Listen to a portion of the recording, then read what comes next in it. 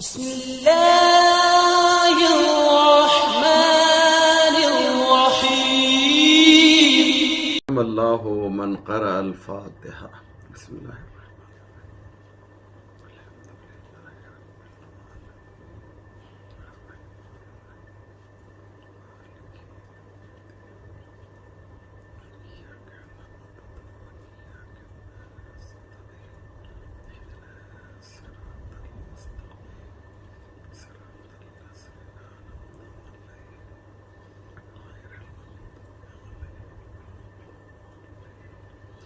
لا حول ولا قوة إلا بالله العلي العظيم.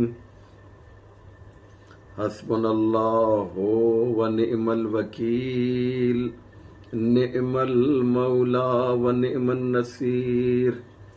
أعوذ بالله من الشيطان اللعين الرجيم.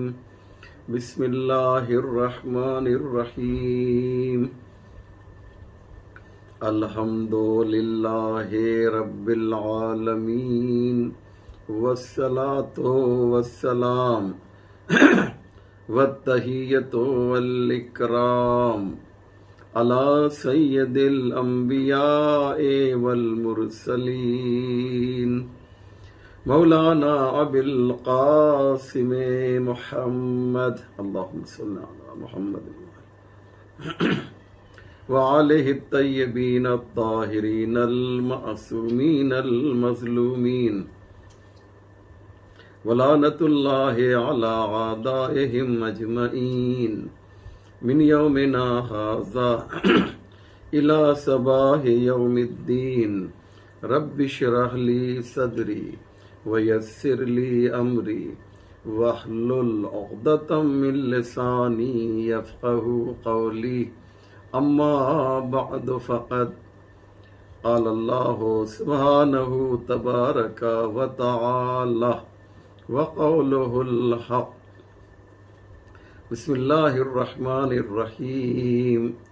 قد كان لكم آية في فئتين التقتا، فئة تقاتل في سبيل الله وأخرى كافرة.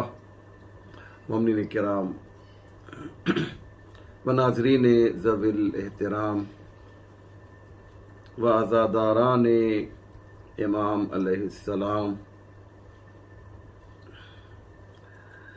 عشرہ ثانیہ، دوسرا عشرہ محرم کا جو 2021 یا 1443 ہجری کا یہ جو عشرہ ہے، جو حیدری فاؤنڈیشن کی جانب سے برگزار کیا جا رہا ہے،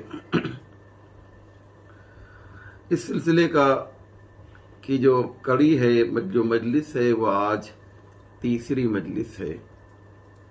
عنوان آپ سب کو معلوم ہے، ان مجالس میں امام حسین علیہ السلام کے کچھ فضائل بیان کیے جائیں گے، ان کے کچھ خطبات پیش کیے جائیں گے، اور امام حسین کا جو سفر کربلا سے مدینے سے کربلا تک ہوا، اور اس کے بعد پھر اہل حرم کا سفر جو کربلا سے کوفہ اور کوفے سے شام اور اس کے بعد پھر مدینہ، یہ ایک مختصر تاریخ جو بہت ہی اہم ہے، جس کا جاننا ہمارے جوانوں کے لیے بالخصوص بہت ضروری ہے۔ انشاءاللہ ان 10 مجلسوں کے ذریعے سے یہ حقائق آپ کی خدمت میں بیان کیے جائیں گے۔ اس لیے میں نے قرآن کریم کی سورہ آل عمران کی آیت نمبر 13 کی تلاوت کی ہے۔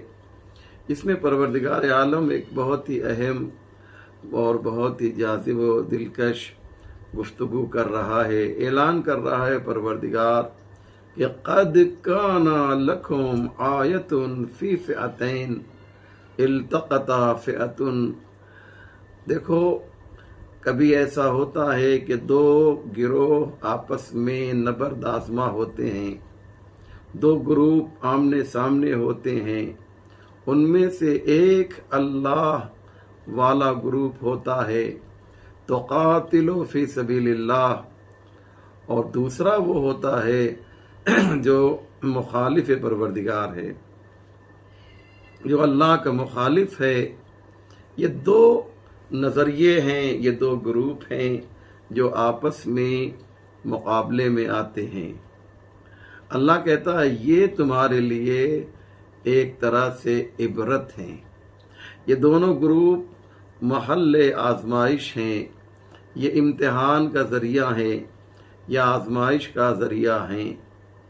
یعنی کس طریقے سے گویا پروردگار یہ بتانا چاہتا ہے یہ دو گروہ حقیقت میں تمہاری آزمائش کا ذریعہ اس لیے ہیں کہ تم ان دونوں میں سے کس کی طرف جاتے ہو۔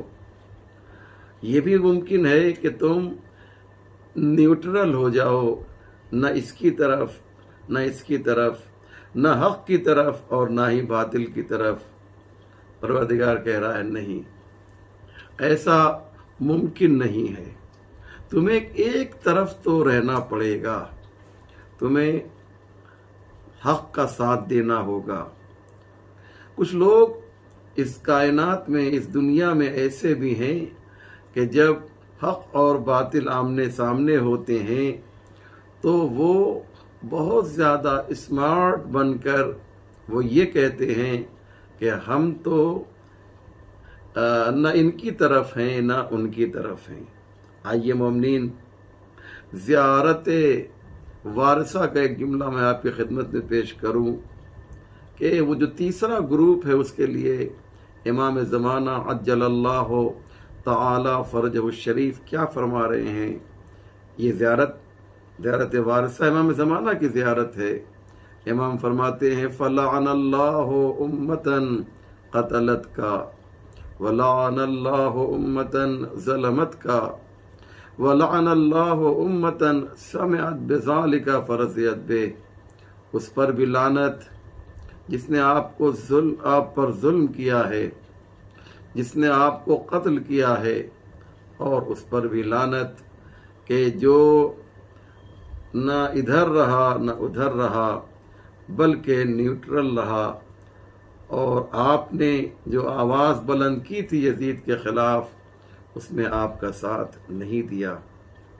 یہ ایک سچائی ہے عزیزو، یہ ایک حقیقت ہے کہ جب بھی اللہ کا کوئی نمائندہ خاص اس زمین پر ہو اور وہ ہمیں آواز دے، ہمیں پکارے اور ہم یہ کہیں کہ یہ دو شہزادوں کی جنگ ہے، ہمیں اس میں جانے کی کیا ضرورت ہے، ہمیں اس میں شریک ہونے کی کیا ضرورت ہے، ہمیں اس میں حصہ لینے کی کیا ضرورت ہے، یہ ان کا آپسی معاملہ ہے۔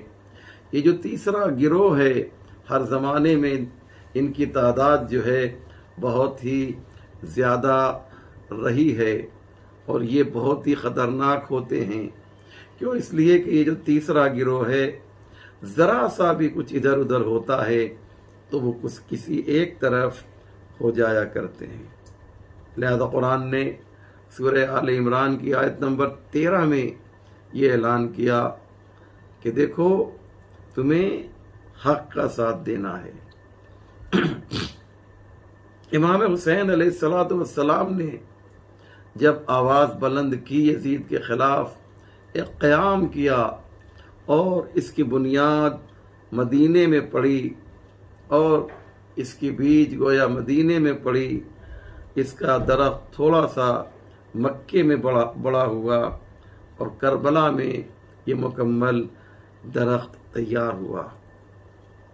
عزیزو، امام حسین علیہ السلام نے یہ اعلان کیا کہ انی ما خرجت عشرا ولا بطرا ولا مفسدا ولا ظالما انما خرجت لطلب الاصلاح فی امت جدی اريد ان امر بالمعروف وانهى عن المنکر واسیر بسیرت جدی وابی علی ابن ابی طالب۔ امام کے اس خطبے کے بارے میں مجھے آگے کچھ باتیں بیان کرنی ہیں، لیکن امام نے اپنے مشن کا، اپنی تحریک کا، اپنی موومنٹ کا جو آغاز کیا تو اس کے اغراض و مقاصد کو بیان کیا، اس کے بائلاس کو بیان کیا، اس کے آئین کو بیان کیا، اور اس کے بعد پھر قیام کیا ہے۔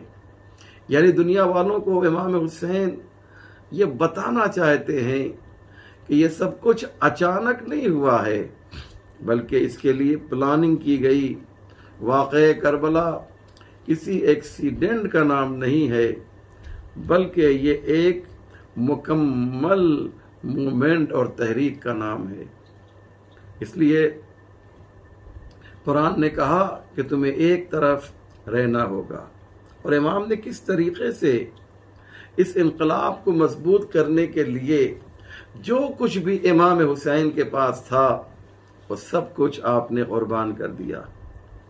ایک جملہ کہوں عزیزو، بہت ہی خوبصورت بات ہے، اور مولانا ابوالکلام آزاد کا یہ جملہ ہے کہ بہت سے لوگوں نے قربانیاں دی ہیں۔ توجہ کیجئے گا عزیزو، آپ میری طرف متوجہ رہیں گے تو انشاءاللہ آپ کو یہ اچھا میسج آپ کے دل میں اترے گا۔ مولانا ابوالکلام آزاد کہتے ہیں کہ بہت سے لوگوں نے قربانیاں دی ہیں، انبیاء، اولیاء، اوصیاء، اللہ والے، مومنین، متقین، لیکن ان سب کی قربانیوں میں اور حسین کی قربانیوں میں فرق یہ ہے کہ حسین کی قربانی کے بارے میں سوال یہ کیا جاتا ہے، بلکہ میں پہلے یہ بات کر لوں، انبیاء کی قربانی کے بارے میں یہ پوچھا جاتا ہے کہ نبیوں نے قربانی میں کیا دیا ہے، لیکن جب حسین کی قربانی کی بات آتی ہے تو سوال یہ نہیں ہوتا، بلکہ سوال کا انداز بدل جاتا ہے، اور سوال یہ ہوتا ہے کہ حسین نے قربانی میں کیا نہیں دیا ہے۔ یہ بہت امپورٹنٹ بات ہے کہ ہم سمجھیں، اور ہم جب زیارت اربعین پڑھتے ہیں چہلم کے دن تو ہم کیا کہتے ہیں عزیزو؟ ہم جو ہیں کیا کہتے ہیں؟ یہی تو کہتے ہیں نا، یہی تو کہتے ہیں نا عزیزو 20 صفر کو کہ بذلا محجتہ فیکا لیستنقذ عبادک من الجہالہ۔ میرے مولا حسین، یہ زیارت اربعین کا فقرہ ہے، یہ زیارت اربعین کا جملہ ہے۔ مولا آقا حسین، مولا حسین، آپ نے سب کچھ قربان کر دیا، بذلا محجتہ، سب کچھ قربان کر دیا۔ کس لیے قربان کیا؟ محجہ کہتے ہیں خون کو۔ آپ نے یہ قربانی کیوں دی؟ آپ نے یہ خون کیوں دیا؟ آپ نے جام شہادت کیوں نوش فرمایا مولا آقا؟ تو جواب ملا لیستنقذ عبادک عن الجہالہ یا من الجہالہ، تاکہ لوگوں کو جو ہے جہالت سے باہر نکالیں۔ لوگ حسین کی طرف کیوں نہیں تھے؟ اس لیے کہ ان میں جہالت پائی جا رہی تھی۔ اس لیے حسین کے لیے ضروری تھا کہ وہ مدینے سے کربلا کی طرف سفر کریں۔ اس لیے حسین کے لیے ضروری تھا کہ ایک تاریخی سفر حسین کریں، ایسا سفر کہ ایسا سفر نہ کسی نبی نے کیا، نہ کسی معصوم نے کیا، نہ کسی ولی نے کیا، نہ کسی اور نے کیا۔ سب سے بڑا، کائنات کا سب سے عظیم اور سب سے ہسٹوریکل سفر اگر کوئی ہوا ہے تو وہ سفر ہے جو 28 رجب کو امام حسین نے مدینے سے کربلا کی طرف کیا ہے۔ اللہ اکبر۔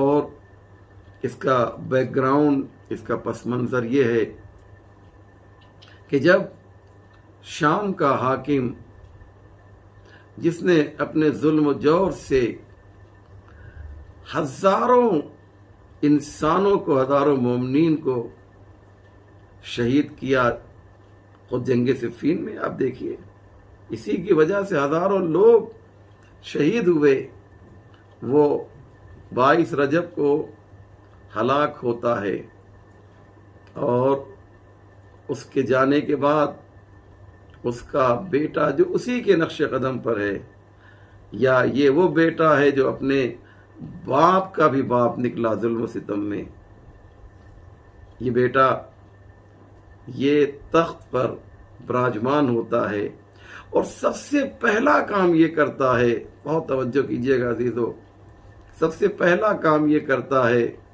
کہ اصحاب پیغمبر سے بیعت لیتا ہے۔ آپ نے بڑی آسانی سے یہ بات لے لی نا، اصحاب پیغمبر سے بیعت کون لے رہا ہے؟ یزید۔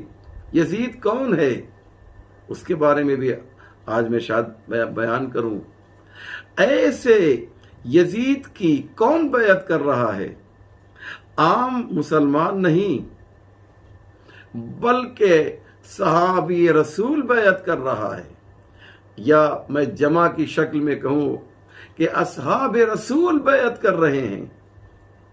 اور اصحاب کے بارے میں ایک حدیث تیار کی گئی کہ اصحابی کالنجوم بِأَيِّهِمْ اقتدیتم اہتدیتم، ہمارے اصحاب ستاروں کے مانند ہیں، ان میں سے کسی ایک کی بھی تم پیروی کر لو، ان کو فالو کر لو، ان کے نقش قدم پر چلو، جیسا وہ کر رہے ہیں ویسا تم کرو تو تم ہدایت پا جاؤ گے، نجات پا جاؤ گے۔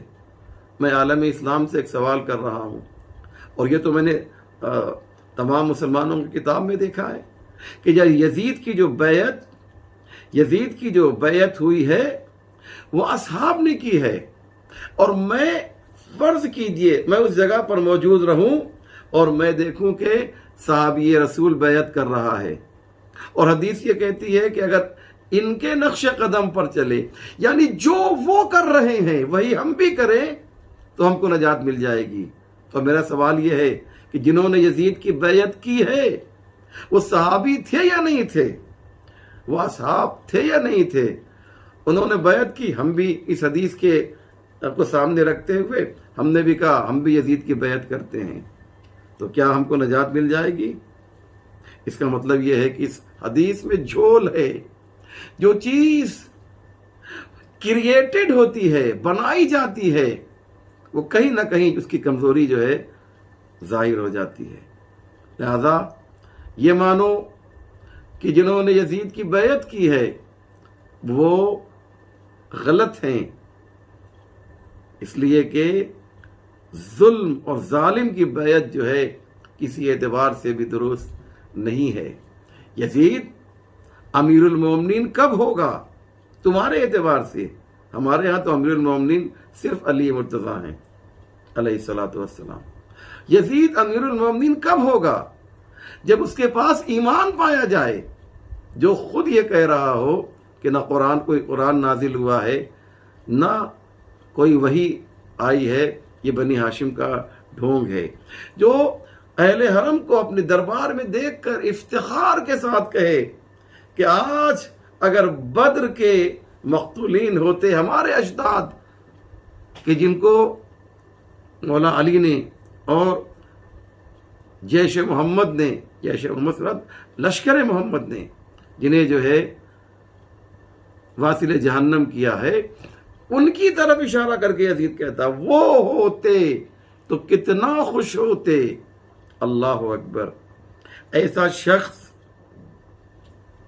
جو ان لوگوں کی تعریف کرے جو دشمن رسول ہیں، اس کے لیے مومن ہونا تو بہت بڑی بات ہے۔ مومن نہیں ہو سکتا ہے، جب مومن نہیں ہے تو امیر المومنین کیسے ہو جائے گا؟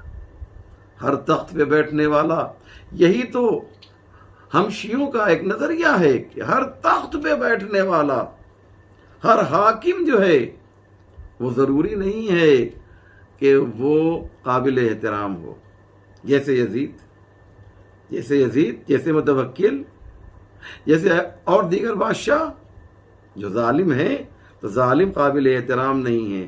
لیکن کچھ لوگ کہتے ہیں صاحب تخت پہ بیٹھ گیا تو امیر المومنین ہو گیا، استغفر اللہ ربی واتوب الیہ، یہ امیر المومنین ہو ہی نہیں سکتے۔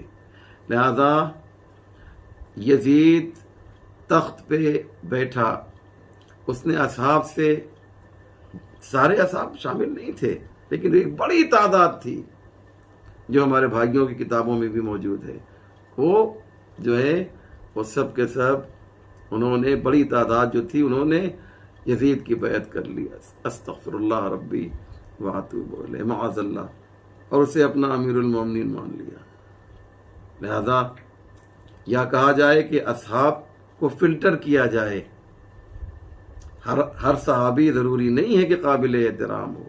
بہرحال لیٹر یزید نے تمام عالم اسلام کے بزرگوں کو بھیجا، اور ان میں جو سب سے امپورٹنٹ اور اہم لیٹر تھا، خط تھا، وہ شام سے مدینے بھیجا گیا۔ اور کس کو بھیجا گیا؟ ولید ابن عتبہ کو۔ ولید ابن عتبہ، آپ نے بڑی آسانی سے سن لیا نا۔ یہ ولید ابن عتبہ کون ہے؟ عتبہ اور شیبہ پیغمبر کے ٹاپ 5 اینیمیز میں، 5 بڑے دشمن میں جو ہیں، یہ دونوں آتے ہیں، عتبہ اور شیبہ۔ اسی عتبہ کا بیٹا جو ہے ولید ہے۔ آپ ذرا تصور کیجئے سیدنا محترم، عتبہ کا بیٹا جو ہے یہ ولید ہے، اور یہ ولید جو ہے اس کو گورنر بنایا گیا، اور اس کے بعد اس کے پاس لیٹر آیا، اس کے پاس خط آیا یزید کا۔ خط میں کیا لکھا ہوا تھا؟ خذ الحسین وعبد اللہ ابن عمر وعبد اللہ ابن زبیر اخذا شدیدا لیست فیہ رخصۃ حتی یبایعوا۔ کیا لیٹر ہے؟ سنیں ترجمہ سنیے عزیزو۔ یزید کہتا ہے حسین سے بیعت لے لو، اور عبداللہ ابن زبیر اور عبداللہ ابن عمر سے شدید طریقے سے، نرمی دکھانے کی ضرورت نہیں ہے، سختی کرنے کی ضرورت ہے، اور ان کو جو ہے مہلت دینے کی بھی ضرورت نہیں ہے۔ جب یہ لیٹر آیا تو ظاہر سی بات ہے کہ ولی رمی شناسد، ولی کو پہچانتا ہے۔ ولید نے، تاریخ کہتی ہے کہ فوراً اسی وقت مروان ابن حکم کو اپنا جو ہے، جو اس کا ایک طرح سے مشیر تھا، اسے بلایا، اور اس کی صدارت میں، اس کی ادھیشتا میں کیا کیا؟ ایک میٹنگ کی، اور کہا کہ صاحب یہ لیٹر آیا ہے یزید کا، اور پوری داستان بیان کی۔ مجھے اس کو بیان نہیں کرنا، الحمدللہ آپ مجلسی لوگ ہیں، وہ تمام باتیں جانتے ہیں۔ یہ مشورہ دیا مروان نے کہ ابھی فوراً امام حسین کو دربار میں بلایا جائے۔ اس کا ایلچی، اس کا سفیر جاتا ہے ولید کا، اور امام حسین اس وقت مسجد میں تھے۔ مسجد میں جب گئے، یہ گیا اور امام سے کہا کہ صاحب آپ کو بلایا گیا ہے اور فوراً آپ کو آنا ہے۔ تو وہاں پر ایک صاحب تھے، انہوں نے کہا کہ اس وقت آپ کو گورنر مسجد میں دربار میں بلا رہا ہے۔ تو امام نے ایک جملہ کہا، سنیں، میں نے کہا نا وہ تمام باتوں کو میں چھوڑ رہا ہوں جو عام طور سے علماء خطبہ و ذاکرین پڑھتے ہیں۔ امام حسین علیہ السلام نے، یہ ہسٹری ہے جو میں پڑھ رہا ہوں، یہ تاریخ ہے جو پیش کی جا رہی ہے آپ کی خدمت میں۔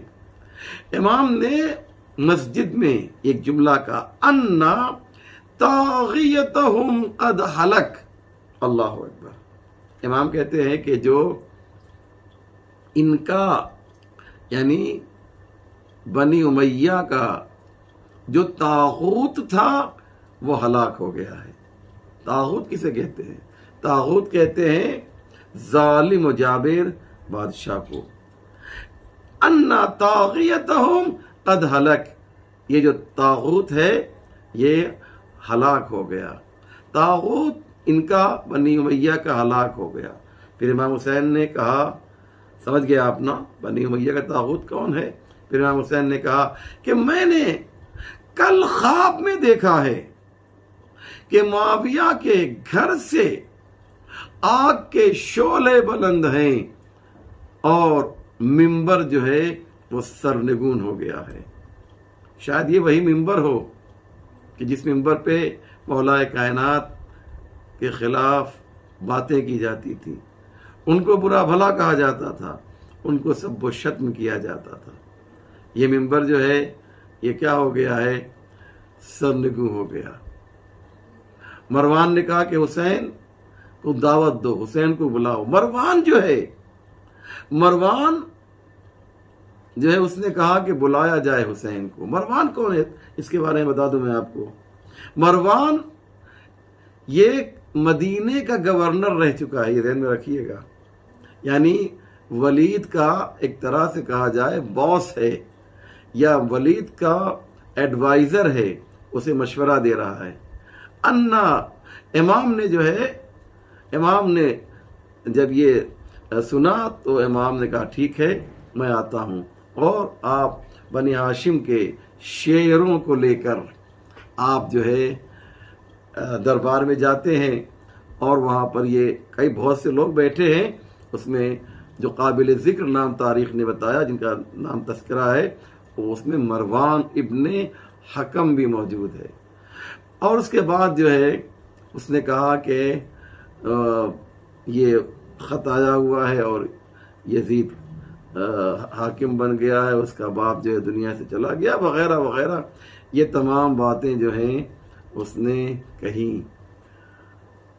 اور امام علیہ السلام نے کہا کہ ٹھیک ہے، بیعت جو ہے اس طرح سے نہیں ہوتی ہے۔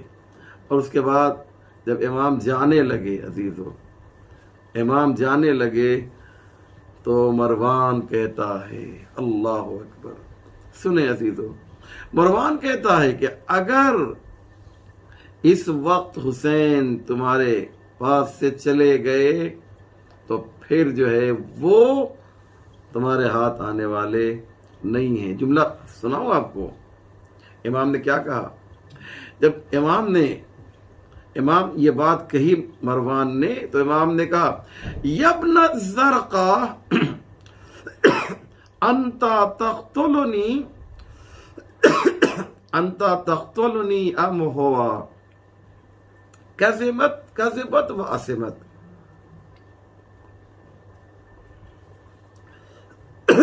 امام کیا کہہ رہے ہیں؟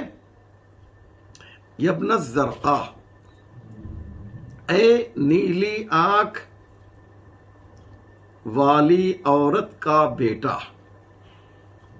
انت تقتلنی، تو مجھے قتل کرے گا، ام ہوا، یا وہ قتل کرے گا، کیسے بات، جھوٹ بولتا ہے، تیری کیا مجال ہے، تجھ میں کیا ہمت ہے کہ حسین کو قتل کر دے۔ اور اس کے بعد امام کی جب یہ آواز بلند ہوتی ہے، عزیزو امام کی جب یہ آواز بلند ہوتی ہے تو تمام امام کے جو جوان تھے، جو رشتہ دار تھے، جو بنی ہاشم سے تعلق رکھتے تھے، وہ ننگی تلوار لیے ہوئے دربار میں آ گئے۔ یہ بات تو آپ کو معلوم ہے، لیکن اب امام نے وہیں پر ایک جملہ کہا، میں چاہتا یہ ہوں کہ اسے آپ جو ہے سنیں، اور امام کے تمام خطبوں میں اس خطبے کو بہت زیادہ مجلسوں میں پڑھا جاتا ہے۔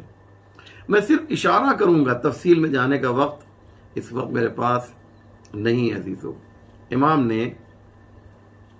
نے کہا کہ ایھا الامیر، اے گورنر،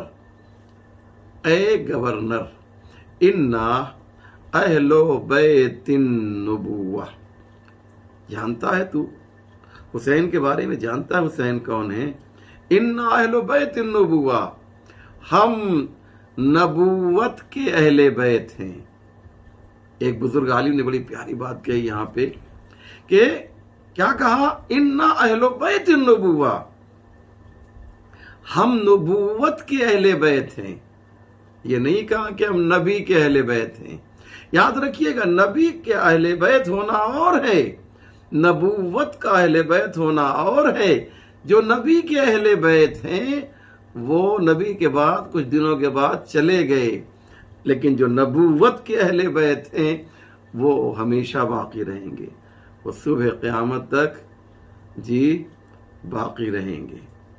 اس کے بعد فرماتے ہیں امام وَمُخْتَلَفُ الْمَلَائِكَةِ، ہم جو ہیں نبی کے اہل بیت ہیں اور ملائکہ جو ہیں وہ ہم پر نازل ہوتے ہیں۔ یعنی اس کا ترجمہ بھی ایک بڑا اچھا ترجمہ کسی نے کیا کہ آپ کہہ سکتے ہیں کہ ہم جو ہیں ملائکہ کے ایئرپورٹ ہیں، یعنی ملائکہ ہم پر نازل ہوتے ہیں، ہمارے گھر میں نہیں کہا۔ کیوں؟ اس لیے کہ گھر تو مدینے میں ہے حسین کا۔ اب اگر حسین مدینے کے باہر چلے جائیں گے تو کیا وہاں ملائکہ نازل ہوں گے جب گھر میں نازل ہو رہے ہیں؟ تو کہا کہ نہیں، گھر کی بات نہیں، خود ہم پر جو ہے ملائکہ نازل ہو رہے ہیں۔ یعنی اگر ہم مدینے میں ہیں تو ملائکہ مدینے میں نازل ہوں گے، ہم نجف چلے جائیں گے تو ملائکہ نجف میں نازل ہوں گے، ہم اگر سامرہ چلے جائیں گے تو وہاں ملائکہ نازل ہوں گے، ہم کربلا چلے جائیں گے تو وہاں ملائکہ نازل ہوں گے۔ سوچو، ہم جب عرش پہ تھے تو عرش معلیٰ تھا، کربلا آ گئے تو کربلا معلیٰ ہو گیا۔ فی الحال میں اسی جگہ پر اپنی گفتگو کو روکتا ہوں کیونکہ اب وقت جو ہے میرے پاس نہیں ہے۔ کل کی جو مجلس ہوگی عزیزو، اس میں ہم اس سے آگے بھی گفتگو کریں گے کہ اس امام کے اس قول کے بارے میں جو بہت ہی امپورٹنٹ ہے۔ لہذا عزیزو، ضروری یہ ہے کہ ہم امام کے مقصد کو سمجھیں، امام کے ہدف کو سمجھیں کہ امام علیہ السلام نے کس لیے قیام کیا اور قیام کے دوران آپ نے کون کون سی باتیں اور کون کون سے پیغامات ہم کو دیے ہیں۔ یہی تو مقصد ہے مجلس حسین کا، یہی تو مقصد ہے عزاداری حسین کا۔ ہم جو عزاداری کرتے ہیں، ہم جو مجلس کرتے ہیں، ہم امام حسین کے پیغام کو کسی مجلس کے ذریعے سے دنیا والوں کے سامنے عام کرتے ہیں۔ ہاں عزیزو، یہ ایام اور یہ دن وہ سرائے کربلا سے مخصوص ہیں، کربلا کے اسیروں سے مخصوص ہیں۔ میں نے کل جو باتیں کہی تھیں اسی کو اور آگے بڑھاتا ہوں۔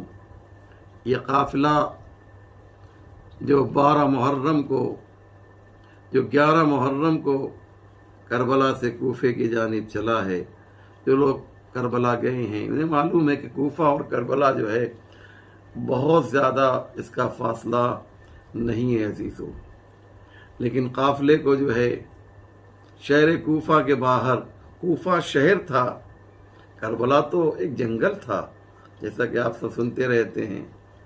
اب کربلا ایک اچھا سا شہر ہو گیا ہے اور کوفہ بھی کربلا کا ایک پارٹ ہے، ایک حصہ ہے۔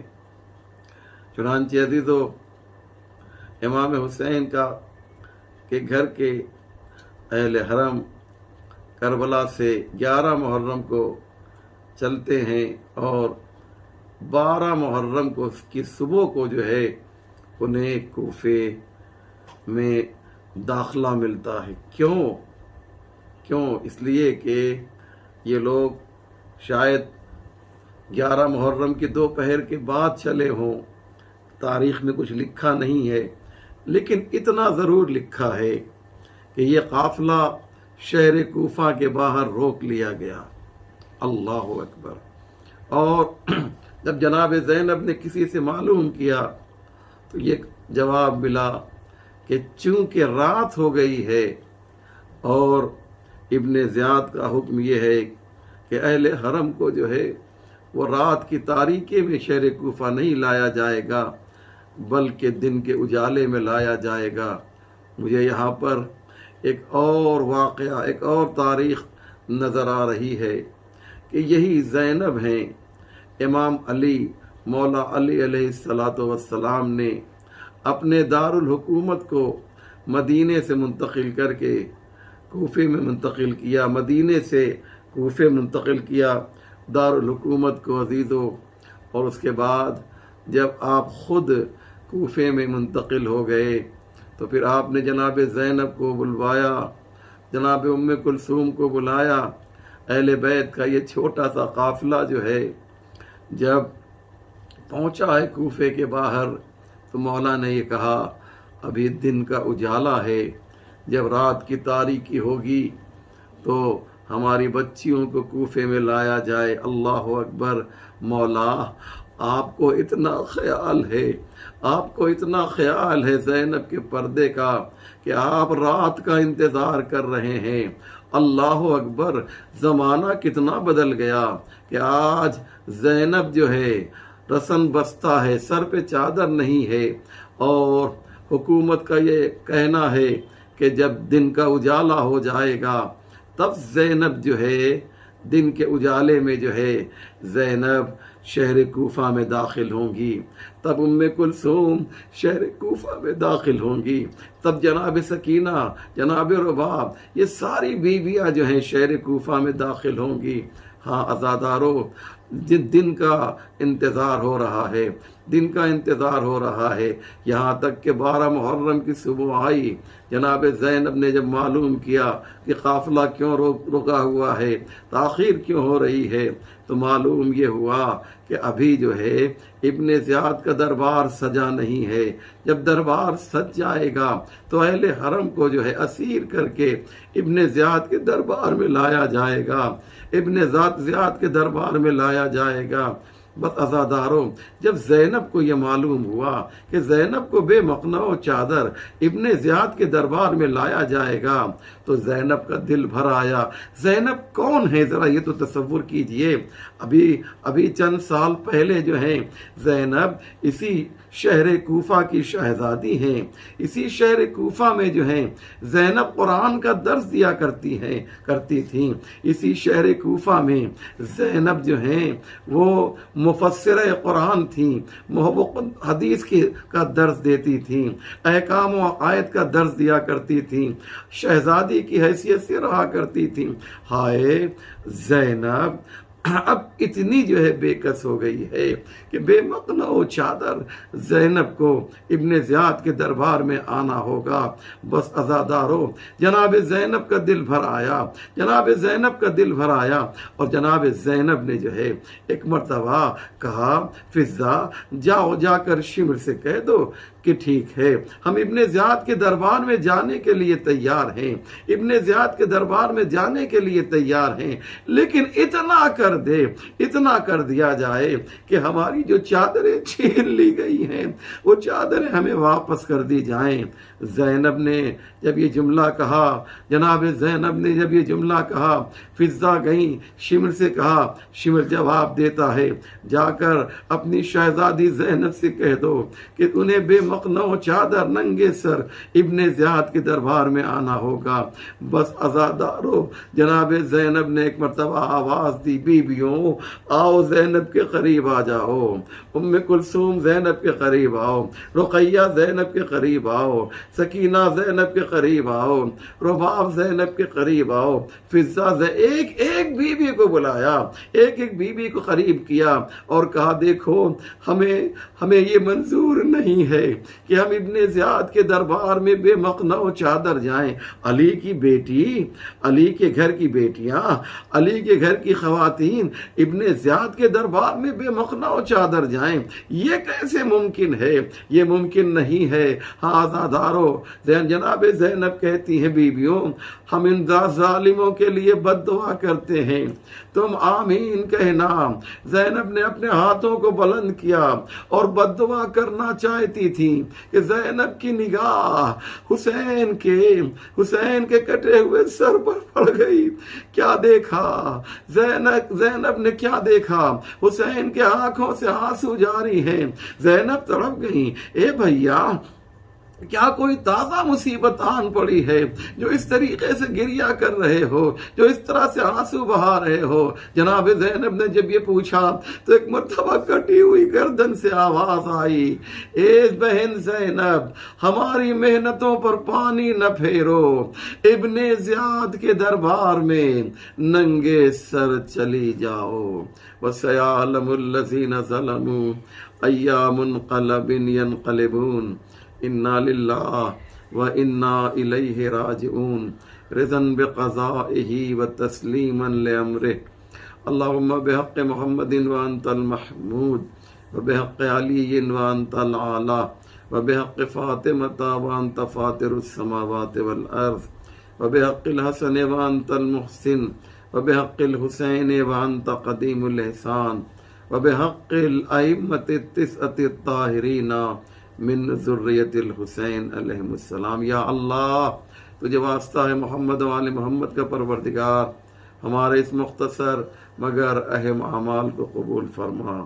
یا اللہ ہمارے عاصموں کو رومال فاطمہ زہرا میں جگہ عنایت فرما، ہم میں جو بیمار ہیں انہیں شفا عنایت فرما، جو حج و زیارات کے مشتاق ہیں انہیں حج و زیارات سے مشرف فرما، پرچم اسلام کو سربلند فرما، پرچم کفر و نفاق کو سرنگو فرما، ہمارے امام کے ظہور میں تعجیل فرما، ہم سب کو ان کے اعوان و انصار میں شمار فرما۔